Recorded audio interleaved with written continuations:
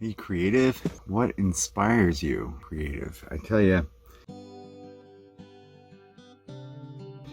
oftentimes I talk about things like creativity and inspiration, and I refer to it as like, I've said this on previous talks, that it's like an external force, it feels like sometimes. Now, does that mean that like that's actually what it is, or is that what it feels like? So it's like when the song's done, and I look at the song and play it. Once it seems to be something that it needs to be worked through me, worked out. Now these ideas they come. Oh my goodness, what just happened? They come from a variety of different areas, you know, and you could tell me too, like what inspires you. Inspiration is what? Where does it come from? Does it come from the muse? To inspire, it's like to produce or to arouse feelings of or thoughts of. So I find inspiration in lots of different things personally. You know, when I look around, I see things, and things become metaphors, obviously. And well, I mean, I look at a lot of poetry, of course, and that lends itself towards that sort of thought process. I like to refer to things in my writings. A lot of people are more direct. And some of my stuff is like that too. Very, you know, there's a lot of variety. This is not set in stone. I mean, there are formulas of constructing a song, you know, and I don't know that that's necessarily inspired. I try to go with a flow. First, maybe either with an idea that might be running through my mind or something along those lines, or a word. Just a word sometimes it gets me. Like, for example, I learned recently that the Japanese have a word for working oneself to death. It's called Karoshi.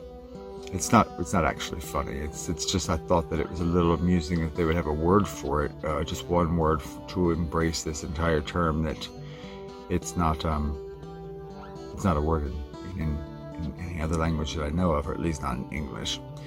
So I thought that was very. To me, that inspired me, so I wrote a song about it. I'm not the only person that particular word or concept was inspirational to either. As I noted after I wrote the tune and produced it, and I noticed, oh wow, there's other people with the same song name, and you'll find that too. Don't let that disturb you. It's just a name. What's more bothersome is you can't duplicate somebody's stuff, of course. You can't duplicate their hook, their melody, their idea completely. That would be not right. I've done that by accident before. Whereas I came up with a song, and I'm like, man, this song rocks. It sounds fantastic. I brought it to the band, and they were like, wow, this is great. We started playing it, we started polishing it, getting it down, and then something came out on the radio that sounded almost just like it. It was probably composed around the same time. So leads me to these conclusions of external force and universal consciousness and oneness and things like that. So I refer to these things as the muse. The muse, it's a fantastic word, fantastic concept. So what is a muse? Obviously the word, it could be like, you know, amusing. You know, what different words are there that have been used? It's an ancient Greek word that means put in mind. Just to get that out of the way. Muses were supposedly in Greek mythology goddesses of literature and science and the arts. I could go into the details. Really, there are a lot of details, but that's not what this is about. I mean, I could talk about like who were the actual muses of Greek mythology. I mean, there are 9 in that particular way, and in Roman mythology they had 3 muses, and in Delphi they also had 3 muses with different names, and in a later Delphi tradition there was 4. And they all had different names, and they all had different roles and things along those lines, supposedly, right? But what it really comes down to is, you know, what it is that the muse, it's what puts it in your mind. You know, is it a tune? Sometimes it's like that with me, where I'll have a melody just running through my mind, and then I'll have to get it out, or an idea. I don't know how long one can walk around being in a bad mood without writing about being in a bad mood. So I did that too, of course. It was in my mind, and I thought, well, I had to know, as this was working through my mind, that this was going to end up being something bluesy, and then I started coming up with like entire verses before I even wrote it all down. Some songs are like that, so that when it all is written down, it's like, well, okay, that was quick. But other songs will take years. There was some words of advice from John Lennon at one point in time. It's like, would you give advice to songwriters? And he said, yeah, finish it. It's always good advice too, and I think about that when I'm writing songs, when I'm in the midst of them. But there's a lot of times these days, whereas I'll work it out, and it won't be immediate. There'll be fragments over time that end up being songs, or end up becoming compilations and things of that nature, worked into other pieces. But there's all sorts of tangents you can go on. So I'll willfully try a new style that's new to me, or try something new that's like outside of what I've done before, and that within itself will prove to be inspirational, because maybe a new pattern of strumming, or a new concept of notes. And then a lot of times, if an idea is present beforehand, it's good, but a lot of times too, I'll just start playing around, and something will come up. A progression will stand out, or a series of progressions, and then I can work on melody after that. And then whether there are words in place or things that I have an idea about already, then I'll start to put it forth from there. That's if I were to say of a standard that I would use to write, it would be that kind of thing. You sit down and think, well, you know what? I want to write something. There are periods that people go through of writer's block, of like dryness, a creative dryness. Is this I don't know whether it's just a psychological thing, or whether or not there's some merit to it. We don't always feel the same way at the same times, so we're not always going to be producing the exact same results. But you can use these different feelings in the creative, which I find to be a inspirational. And that yeah. Had it in New Orleans, they have streets named after each of the 9 muses, Greek muses. I'm not going to name them. I probably couldn't even pronounce them if I was going to name them. But do you want to know what the 9 Greek muses were? Let's just see who they were. They're the daughters of Zeus and MMXX. I don't know if that's the exact pronunciation of that. The 9 muses: Calliope and Clio and Enterpe and Thalia and Mesoponine and Terpsichore and Erato, Polyhymnia and Urania, whatever it is. And all of those are pronounced exactly, precisely in the authentic ancient Greek, of course. I wouldn't know. But the only reason I named the 9 Greek ones, and not to disinclude the Roman or the Delphi muses, respect, is because of the New Orleans thing. That's all. Because that's sort of a current reality. Anyway, I thought that's a neat thing. So, if you're a creative person, what inspires you? To leave a comment down below. And if you're thinking about being creative, or thinking about being a songwriter, or you are a songwriter, let me know how it goes for you. Have you experienced these times of dryness, the dark night of the soul? how do you get out of that kind of funk? And you know, there are times where, you know, just I always think that these things, you're always feeling something. You can always express it by writing it down. If you have something written down,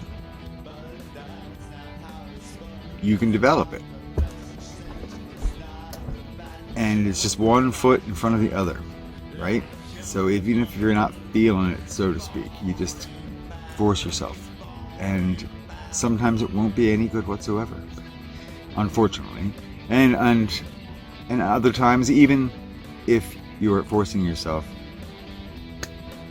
it'll turn out to be brilliant. Now, you don't know what inspiration it means. You're forcing it anyway, maybe, right? So I think about that in terms of, well, there's one time I was walking home from work, and I just thought, what would go through somebody's mind if they were like a minute away, or a couple of minutes, or a couple of seconds away from getting hit by a car? And so I wrote a song about it. Called it Just a Second Now. It's the name of my second album. It's out there on Spotify and all the other... it's on YouTube as well. So check that out. You can look at some of my things. The inspirations are, you know, obviously, it's a common theme. I think the most common theme is love, either the pursuit thereof or expressions at the disdain thereof, either during a breakup or a situation that can be in a relationship. That's a common kind of thing for people to write about. Also, because everybody experiences these things, and so is relatable. That's another thing about music too. It's universal. The universality of it, the appeal, and if it's a hook or an aspect of things that people that, you know, many people can relate to at the same time, it just becomes something extremely special. And as we've seen throughout history of modern music and before that too, you never know sometimes where the inspiration for things comes from. For example, one of my favorite composers of all times is Paul McCartney. I mean, kind of one of the unparalleled songwriters, one of my inspirations. People can inspire you as well, but that's a different sort of inspiration. I was talking specifically in topicality. So going back to the person, Sir Paul McCartney wrote a tune on the White Album called Martha My Dear. And, you know, you would think about that and you think about it as perhaps a love song, something along those lines. But in all reality, he wrote it about his dog. And respect, you know, that's fantastic. But that's just one example. There's so many. I have a word that's been buzzing around my mind for a few months now that it's not in common usage, but it is in common reference, and it's one of people's favorite all-time smells, olfactory, is petrichor. And there, I'm going to see a whole mess of tunes now about the smell after it rains, because that's what petrichor means. So when I figured out what that word meant, I thought, wow, I didn't know that before. That's fairly nifty. So that could be incorporated into a song. I'm just thinking incorporate and petrichor kind of sort of sounds. Anyway, as a songwriter, also you think of things that rhyme. Think of unusual words that rhyme together, because a poet or a songwriter will very often go through their mind coming up with different rhymes and rhyme schemes. The thing about this is the internet can provide a plethora of different outlets for creativity. I'm not so sure that I'm all about that personally. Now, I think that could be a good way for some people to come up with things. But are you really coming up with it then, or is it, you know, an idea that inspired you from online? Then for having arisen from someone else's inspiration, and perhaps, I don't know. I like the idea of you know, knowing that it has come through from me and my ideas, or, you know, my associations. That's always been my kind of thing. But as far as rhyming too, what I have done before is I've thought of a word, considered a word in my mind, But I didn't want to use the word I was thinking of. I was sort of hoping that there would be another word that would fit in its place more appropriately. So I've used thesauruses, or the thesaurus, before, in order to come up with alternate meanings behind words. I like using words that are a little bit different sometimes in my songs, but there are so many different styles too, and a style can inspire you. And, like I was saying before, if you are experiencing dryness, and change it up a little, change up your style. Maybe that'll spark something in there, and that's what it is too. It's a spark of creativity. That's what it feels like, and then burning through you as it comes forth like a fire onto the page, or however you write. I will just take a pen to paper. And that's my old school methodology. Some people will be on their phone. I definitely come up with some poetic ideas that I jot down on the phone too. But I always carry a pen. It's just an old school thing I've done it most of my life, just because I've always been so inspired. So I hope that you've learned a little something about inspiration today. Thanks for listening to this little show, Ye Old Indie Dude, the 5th episode already. Unbelievable. I started out with the beginning of the quarantine in March. My computer broke, and I was only just starting to try and develop something on YouTube at the time, and I'm a musician, obviously, so I'm putting music on my channel. That's what it's all about. That's what I've done, so to speak.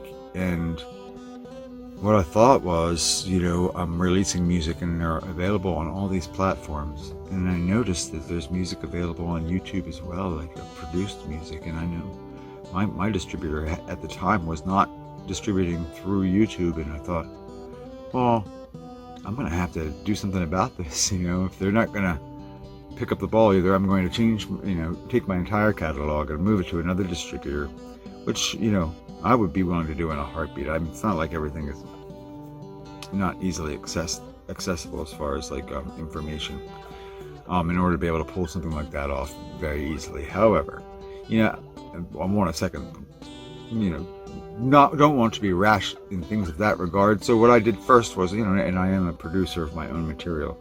So in that vein of being the do-it-yourself kind of individual with music and production, I started producing my own music videos, my own album-faced videos for a while, and then my distributor picked it up, YouTube and a few other vendors, and it's always a changing thing.